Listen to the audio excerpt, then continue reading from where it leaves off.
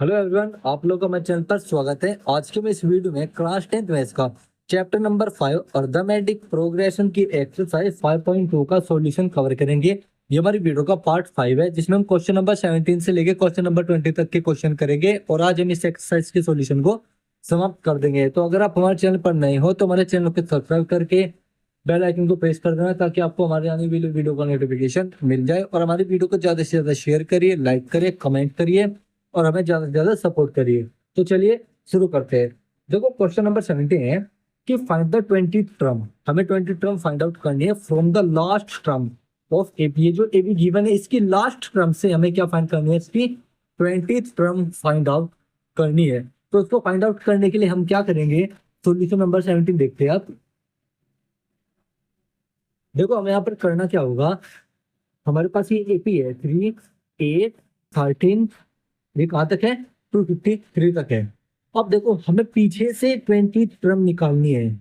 तो देखो, जब हमें आगे से, अगर ये हमें बोलता हमें आगे से निकालना है इसकी 20 टर्म, वैसे इसने पीछे से कहा है, अगर हम ये हमें बोलता कि हमें आगे से निकालनी है, तो हम फर्स्ट टाइम किसको लेते? इसको लेते। और कॉमन डिफरेंस कैसे लेते? हम 8 में से 3 को माइनस करते। लेकिन यहाँ पर इसने कहा लास्ट से, यानी कि पीछे से 20 टर्म कौन सी होगी, हमें वो बताना है। तो अगर हमें पीछे से देखना होगा तो हम फर्स्ट टर्म इसकी बजाय क्या लेंगे? इसको लेंगे। यानी कि we have to find we have to found 20th term from last. Then AP क्या हो जाएगी? 253। ठीक है, 253 है कोमा। अब देखो, यहाँ पर कितने का डिफरेंस है? 8 माइनस 3, 5 का डिफरेंस है, यानी कि 5 का डिफरेंस है। तो इसमें से हम किसको माइनस कर देंगे? 5 को माइनस कर देंगे। तो यहाँ पर आ जाएगा 248 कोमा। 248 में से 5 को माइनस करेंगे। ठीक है, तो 243 एंड डैश डैश डैश कहाँ तक जाएगा? 3 तक ये चला जाएगा। ठीक है, हम इसकी उल्टी कर देंगे। तो अब यहाँ से हमारी फर्स्ट टर्म क्या हो जाएगी? ये हो जाएगी फर्स्ट टर्म हमारी, ये हो जाएगी। और कॉमन डिफरेंस क्या हो जाएगा? 248 माइनस 253, यानी कि माइनस का 5। ठीक है, माइनस का 5। अब हम यहाँ पर क्या निकालेंगे? A20 यहाँ से निकालेंगे। तो A20 हमें निकालना है, तो मैं लिख सकता हूँ उसको A प्लस 19D। तो A20 इक्वल टू ए हमारा है, ठीक है, 253 minus, so plus 19 into minus का 5। तो A20 equal to 253 minus 95 equal to कितना जाएगा? तेरे से 5 गए, 8 बच गए। यहाँ पर कितना बच गया? 24 में से हो गए 15 बच गए। तो 158 वो टर्म है पीछे से 20 टर्म जो हमें फाइंड आउट करनी है। तो हमने यहाँ पर क्या करा? कहने का मतलब ये था कि हम इस एबी की उल्टी तरफ से वैल्यू निकालेंगे, यानी कि फर्स्ट टाइम इसकी बजाय इसको लेंगे। और डिफरेंस हम कैसे लेंगे? इसमें से इसको माइनस न करते हुए इसमें से इसको माइनस करेंगे, जो कि हमने वहां पर यही किया है। आप चाहे वहां से डायरेक्ट भी कर सकते हो। तो हमारा आंसर क्या जाएगा? 158। हमें इसके लेवल इतना सा काम करना है। ठीक है, देखो उसको क्वेश्चन नंबर 18 देखते हैं। क्वेश्चन नंबर 18 है कि the sum of the fourth and eighth term of an AP is 24 and sum of the sixth term and 10th term of AP is 44। Find the first 3 term of the AP. ठीक है, देखो solution number 18। देखो यहाँ पर क्या करना है, 4th term 8th term का हमें सम दिया रखा है। तो यानी कि A4 प्लस E8 कितना है? 24। इसको मैं क्या लिख सकता हूँ? A प्लस 3D प्लस, इसको लिख सकता हूँ A plus 7D equal to 24। A 2A plus 3D 7D 10D equal to 24। ठीक है, यहाँ से 2 से डिवाइड कर दो इक्वेशन का, फिर 2 यहाँ से कॉमन ले लो, तो A प्लस, ठीक है, जब हम इसको डिवाइड करेंगे 5D इक्वल टू ये हो जाएगा 12। इक्वेशन नंबर फर्स्ट मैंने इसको डायरेक्ट लिख दिया है। ठीक है, एंड A6 प्लस A10 कितना दे रखा है हमें? 44। तो ये हो जाएगा A plus 5D plus A10 हो जाएगा A प्लस 9D। इसको ऐसे लिख सकते हैं equal to 44। A equal to 2A plus 5D plus 9D कितने हो जाएंगे आपके? 14D। ठीक है, इक्वल टू 44। 2 को यहाँ से कॉमन लेंगे तो हमारे पास आ जाएगा A प्लस में 7D इक्वल टू 20। तो इक्वेशन नंबर में सेकंड, अब देखो इक्वेशन नंबर सेकंड ये रही, इक्वेशन नंबर फर्स्ट हो रही। इक्वेशन नंबर सेकंड में से इक्वेशन नंबर फर्स्ट को माइनस कर दो। तो equation number second minus equation number first. Equation number second में से इक्वेशन नंबर को फर्स्ट को माइनस करेंगे। A plus 7D equal to 22। A A plus 5d equal to 12। ठीक है, माइनस कर दो, ये माइनस ये ए से ए कट गया, यहाँ पर 2d बच गया, यहाँ पर 22 में से 12 गया, यहाँ पर 10 बच गया, 2 से 10 को डिवाइड करा, d इक्वल टू आ गया 5। कॉमन डिफरेंस हमारे पास 5 आ गया। ए की वैल्यू चाहे इसमें रख दो चाहे इसमें रख दो। ठीक है, मैं रखता हूँ उसको इक्वेशन नंबर फर्स्ट में। ठीक है, put d equal to 5 in equation first में रखूंगा तो a प्लस में 5 into 5 equal to 12, a equal to 12 minus 25। a equal to 12 में से जब हम 25 घटाएंगे कितने बचेंगे, 5 में से 2 गए 3 बचे, 2 में से 1 गया माइनस का 13 बचेगा। ठीक है, a आ गया d आ गया। Now first 3 term of an AP, first 3 term of an EP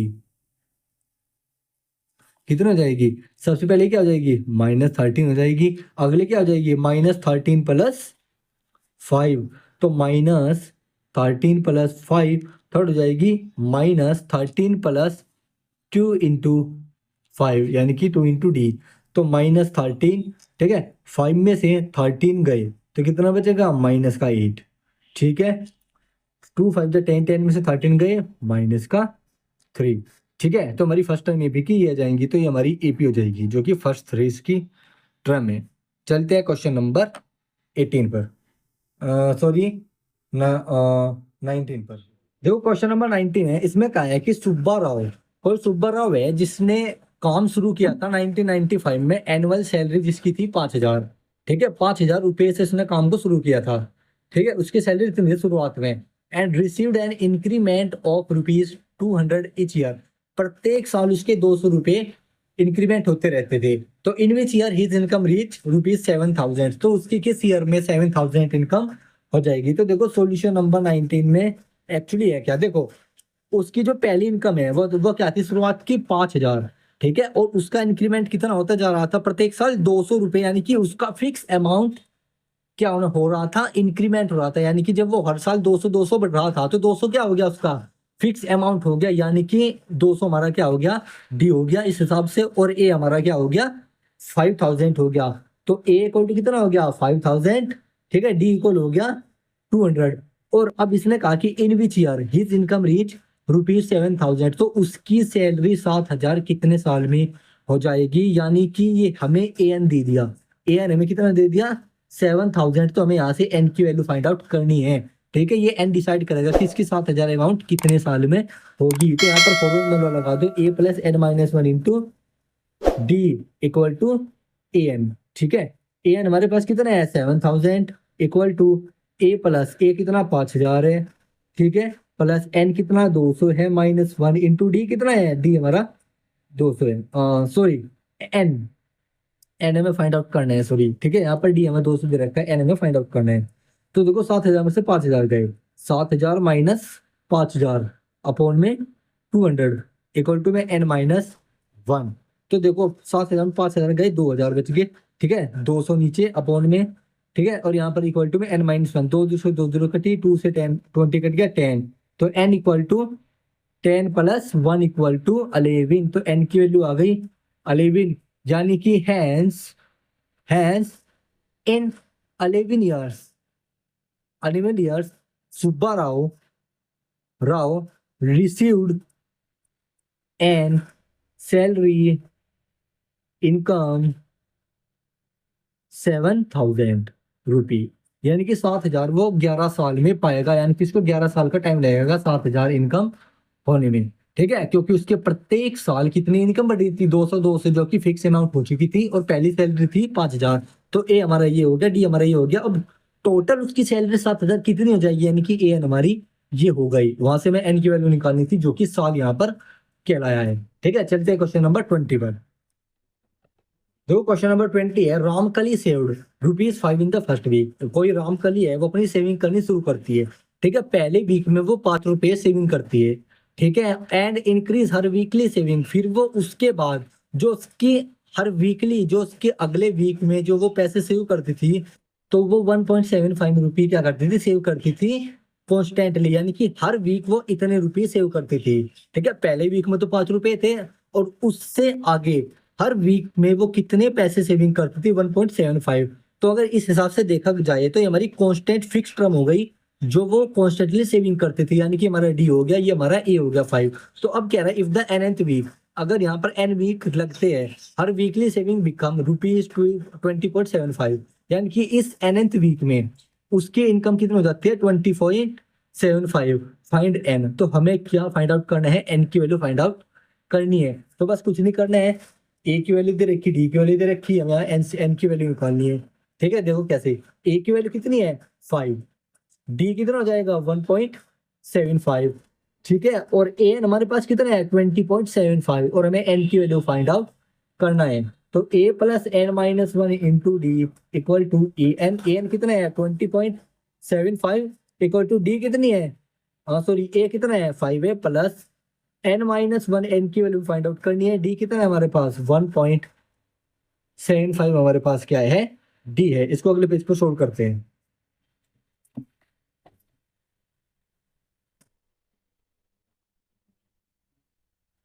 देखो 20.75 minus 5 equal to n minus one into 1.75। ठीक है, इसमें से 5 जाएंगे, कितने हो जाएगा 15.75 अपॉन में 1.75 अपॉन में आ गया, n माइनस वन यहाँ पर बचा। देखो पॉइंट से पॉइंट गया, तो यहाँ पर 1575, यहाँ पर 175 equal to n minus one. तो इसको इससे डिवाइड करेंगे, तो हम इसको 5 से डिवाइड करो, तो देखो 5 3 जा 15, ठीक है, 5 5 जा 25, 5 3 जा 15, और यहाँ पर आ जाएगा 5 1 जा 5, 5 5 जा 25। तो n माइनस वन किसके को ना आ गया 315 अपॉन में 35 के। और फिर से यहाँ पर 5 7 जा 35, 5 6 जा 30, ठीक है, 1 उतारा 5 उतारा, 5 3 जा 15, 7 आ गया, 7 9 जा 63। तो n minus one equal to कितना आ गया 9 आ गया। तो n equal to 9 plus 1 equal to 10, n equal to 10, तो n की वैल्यू कितने आ गई 10 आ गई। तो मतलब कि सो इन 10 वीक्स हर वीकली इनकम बिकम 20.75 रुपीज। तो ये हो जाएगा आंसर।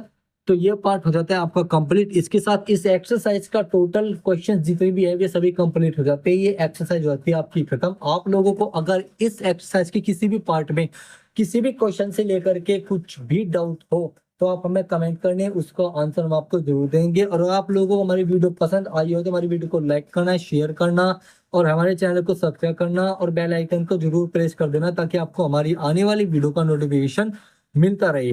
और आप हमें इंस्टाग्राम पर जाकर भी फॉलो करना और फेसबुक पेज पर भी जाकर के फॉलो करना, लिंक आपको डिस्क्रिप्शन में दे दिया जाएगा। और आप हमारे चैनल को शेयर करें, ज्यादा से ज्यादा बच्चों को, 9th और 10th के बच्चों को हमारे बारे में जरूर बताएं। तो चलिए चलते हैं student, thank you for watching video.